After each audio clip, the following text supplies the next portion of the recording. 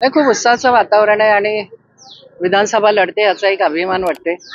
पहिल्यांदा या विभागातनं शिवसेनेतर्फे आणि महायुतीतर्फे महिला म्हणून मला उमेदवारी दिली आणि प्रचंड प्रतिसाद या विभागात महिलांचा आणि माझ्या इथल्या सगळ्या जनतेचा मला पाठिंबा मिळतोय.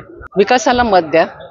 जो विकास मी माझ्या 117 मध्ये केलेला आहे त्या विकासाला मत द्या आणि आपली विधानसभा विकासाच्या दृष्टीने त्या ठिकाणी आपल्याला पाऊल टाकायचे. अनेक प्रश्न 10 वर्षात इथे प्रलंबित आहेत. ते प्रश्न सोडवण्यासाठी या विधानसभेतून एक काम करणारा लोकप्रतिनिधी जाणं हे गरजेचं आहे आणि नगरसेविका म्हणून मी इथे बऱ्यापैकी काम केलेलं हे माझ्या सगळ्या विभागातल्या लोकांना माहिती आहे आणि तिथली गुंडागिरी आणि दहशतीला लोक कंटाळलेली आहेत.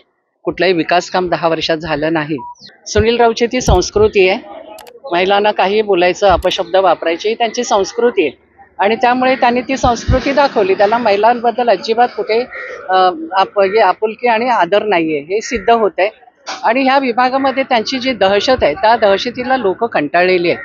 कारण भर दिवसा त्यांचे गुंड लोकांवर वार करतायत.